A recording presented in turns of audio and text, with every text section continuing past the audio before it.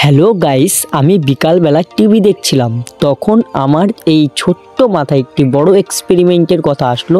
এটা হবে remote control light. আমরা এক্সপেরিমেন্ট শুরু করছি। এক্সপেরিমেন্ট করার জন্য আমাদের লাগবে একটি রিমোট, আর সাথে লাগবে একটি আইআর রিসিভার। আইআর রিসিভারের 3টে লেগ হয়। প্রথম লেগটা প্লাস, মিডিলের লেগটা মাইনাস, আর পাশের লেগটা হলো আউটপুট। এবং রিমোটের ভিতরে থাকে এই এলইডি। রিমোটের ভিতরে এই এলইডিটা থাকে। এটি হলো আইআর এলইডি, এটা হলো আইআর সেন্সারও বলে। এটা আমাদের লাগবে না, আসলে এটা টিভির রিমোটের ভিতরেই আছে। দেখতে পাচ্ছ জ্বলছে, এলইডিটা জ্বলছে। এই এলইডিটা আমার হাতের এলইডিটা লাগবে না, এটা টিভির রিমোটেই থাকে।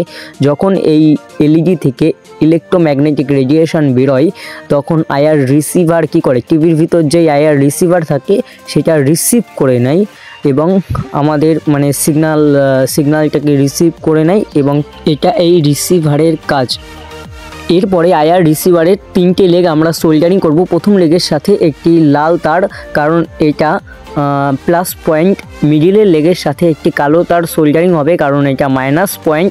তৃতীয় লেগের সাথে একটি কালো তার সোল্ডারিং হবে, কারণ এটা মাইনাস আউটপুট। এটা বানানোর জন্য আমরা একটি এলইডির ব্যবহার করতে পারবো। এখানে আমি পিঙ্ক কালারের এলইডি ব্যবহার করেছি, আপনারা চাইলে যে কোনো এলইডি ব্যবহার করতে পারো। প্লাস পয়েন্ট, এলইডির প্লাস পয়েন্টের সাথে আমরা নীল তার ব্যবহার করেছি, এবং এলইডির মাইনাস পয়েন্টের সাথে আমরা সাদা তার ব্যবহার করেছি। আপনারা চাইলে যে কোনো তার ব্যবহার করতে পারো। আমাদের সোল্ডারিং করা হয়ে গেছে। এরপর একটা ব্যাটারির সাথে এটা কানেক্ট করছি।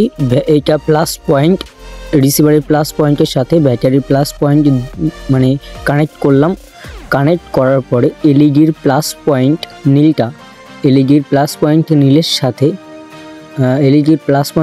সাথে ব্যাটারির আর রিসিভারের প্লাস পয়েন্টটা কানেক্ট করলাম, এবং রিসিভারের মাইনাস পয়েন্ট মিডিলের মাইনাস পয়েন্টের সাথে ব্যাটারির মাইনাস পয়েন্টটা আমি কানেক্ট করে নিলাম।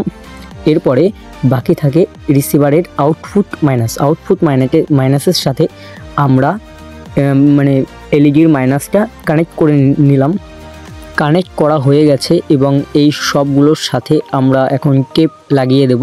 কানেক্ট করা হয়ে গেছে, এবং আমরা রিমোটের সাহায্যে এটা চালু করে দেখতে পাচ্ছ কত সুন্দর জ্বলছে।